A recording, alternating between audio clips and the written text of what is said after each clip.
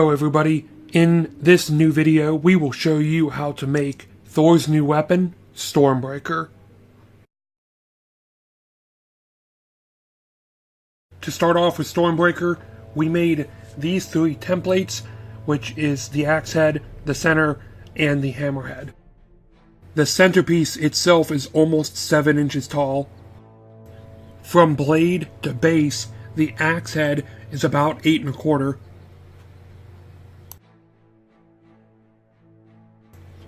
And the hammerhead is about 8 inches long as well. The wide end of the axe is about 8, and the shorter end is about 5 inches. Next, we started to use Ava foam to make the base of the axe head. We traced it with a Sharpie 4 times.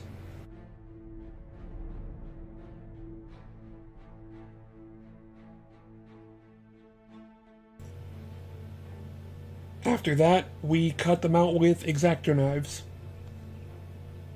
Next, we started to glue the axe head together with contact cement. What you're supposed to do is spread it on real nice with a nice coat, and then wait for it to almost dry. Wait till it's tacky. If you touch it, it'll be sticky a little bit. Then you could slowly put them together.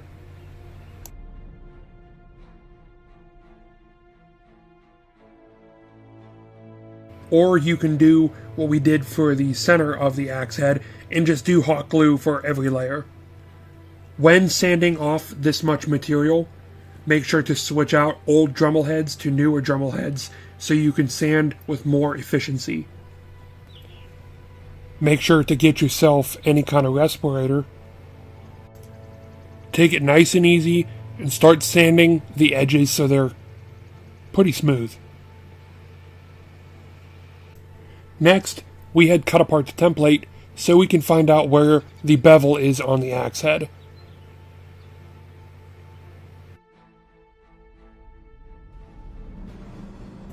We also drew points on the side. Just like before, take it easy when sanding, wear a respirator, or do it in a well-ventilated area.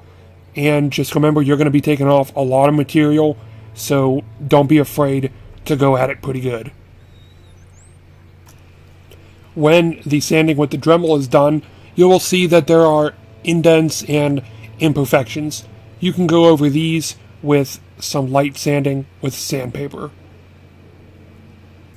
Next, we started to cut out the inside decal for the axe to make it out of craft foam. Next, we started to cut out the inside, which we shaded in pencil so we know.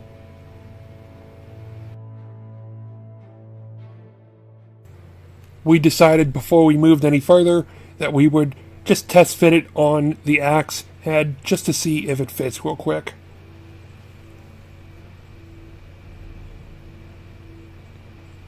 Then, when that was done, we started to pin it down with sewing pins.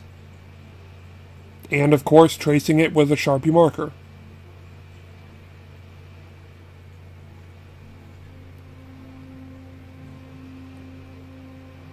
Using a wood burner, after everything was traced down, we started to actually engrave the inside line with the point to the end. Just like cutting out the paper version, we cut out the craft foam version, and we were about to glue it on. Before that, we used a different wood burner head, more of a pencil type, to etch out these lines.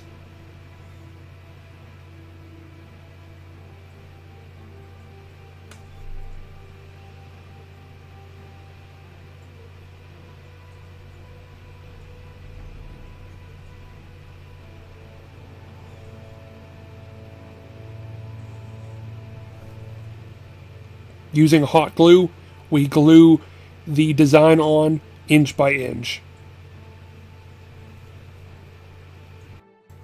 Just like the outer decal, we glue on the inner decals.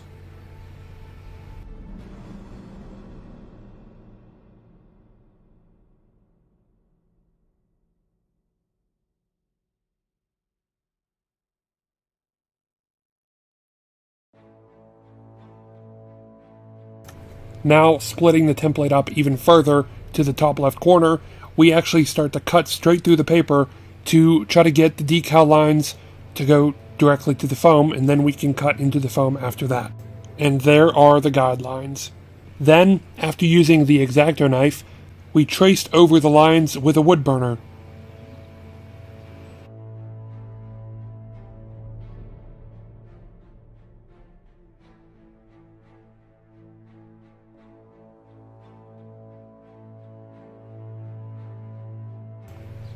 After that, we start to work on the centerpiece. This centerpiece is going to be made out of Avafoam, and it's essentially going to be made into a box. But first, we're going to cut off this little triangle piece and make that later. One of these sides is going to be the axe side, and one of these sides is going to be the hammer side. The other two sides are just about 1 inch tall and are just to hold the thing together. This triangle piece is just a very small, maybe 1.5 inch triangle piece that goes on right underneath the axe head and attaches to the centerpiece.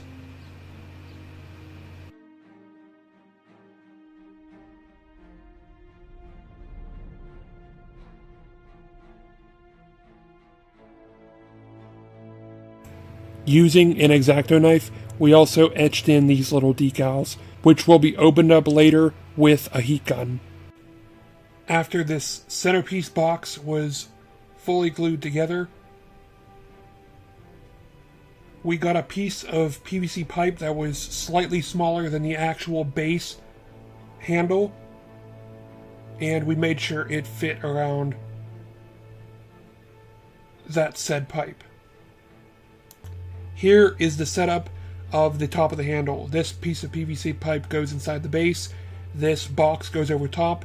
These two holes are drilled in to the pipe and to the EVA foam, which these dowels will slide through, which will eventually be glued inside each side of the hammer and the axe to help give support when glued on. And then this little piece will be the cap that goes on top.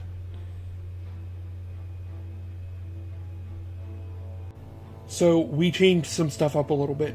These smaller templates are going to be used for the top and the bottom of the hammer. This other big template on the side here is going to be the front side and the back side of the hammer. So we're going to all cut these out of Avafoam and then move on from there. Using a Sharpie and slightly offsetting the template, we create all of the lines that are supposed to go on the sides. Like so.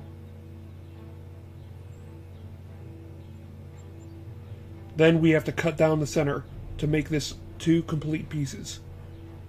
After the pyramid shape is cut in half, we take a Dremel and start beveling a 45-degree angle on the inside of each side. After that, we have found a piece of foam that fits directly below the pyramid piece, so we can glue it on just like this. Now, we are going to etch in some lines just below the bottom, and then glue it together with contact cement. These lines, you can also open them up a little bit more with a Dremel, are going to be folded inwards and glued so that the top has a rounded bevel. Next, we started to wood burn these very long lines in the top and the bottom piece of the hammerhead. To make these pieces fit together like a puzzle, the top pieces had to be sanded at an inward angle and the side pieces had to be sanded at an outward angle, so they would eventually start to look like that.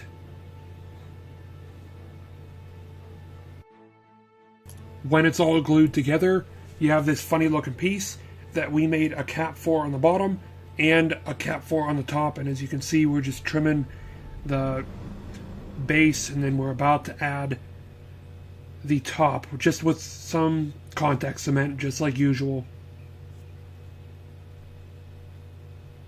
Then once it's glued on, we started to sand the whole top edge at a 45-degree angle so that it looks like the toy we're modeling it off of. So there's this giant circle at the top of the hammer. We found this weird tin in our garage that works just fine. So just because it works for us doesn't mean it's going to work for you. You might have to find something else. Like we found a random piece here, so it's all up to you on the size of your circle. Next, we start gluing on some trim. These go straight down the front and the back. They're just two, maybe half-inch wide craft foam strips. Go right above the 45-degree angle on the side. Then we started to add some thin strips of craft foam to the top side of the hammer for more trim. And last but not least, we started to use quick seal to try to seal up the seams. Personally, we should not have used quick seal. We should have used clay, and we're going to link a tutorial in the description down below on how to use clay. When all of the top pieces were finished and sealed with quick seal, we decided that we wanted this hammer to be about 36 inches long, or 3 feet. The main thing we used on the PVC pipe to make it look like wood were an assortment of rasps, and we just essentially dragged them or just simply sanded them across the PVC pipe. Using a dark walnut wood stain, we simply put the wood stain on a rag and transferred it to the pipe. For the taper in the handle, we hit the almost center of the PVC pipe with a heat gun on one of its highest settings and slightly started bending with more and more pressure until we got the bend that we like. To help it cool down a lot faster, you can use a wet rag and just start gliding it across. It makes the PVC pipe cool down and solidify again. We are using AvaFoam for the bottom half of the handle. This thing is going to be about 9 inches. It's going to go from where my hand is to about the bottom. And we're going to be wrapping it in AvaFoam, gluing with some kind of contact adhesive. First, we marked out where the hammer is going to end with that line there, and then we started wrapping a little bit just to see where it would end going both ways. So now we could start cutting it out, taking off those little puzzle pieces, and then cutting down the sides like so. It's a good idea to try to heat and bend the foam in different directions, kind of over-exaggerate it to get the foam ready for gluing. As you can see here, we have a little bit of overhang, but that's okay because I'd rather have overhang than have it too short. Here we are scoring the inside of the foam with an X-Acto knife before we start the glue. This helps the glue of your choice, if it's E6000, barge cement, Gorilla Glue, or epoxy, stick to the foam better.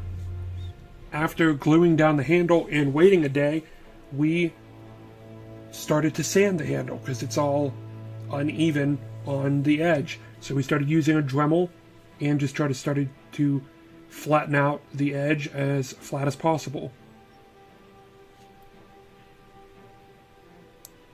The top of the handle needs to be almost flush with the PVC pipe handle, so we went at that more than the rest of the handle just to make it, a little better looking. The very end of the handle is supposed to have a line that comes across just like this, so we're going to just mark it off with some Sharpie, and then we're just going to simply cut it with some scissors, then fold it inwards to get the same cut on the inside. Using a Dremel and a fairly used Dremel head, we started to lightly sand off any fuzzies and imperfections on this handle butt. We made a cap by tracing the actual oval shape.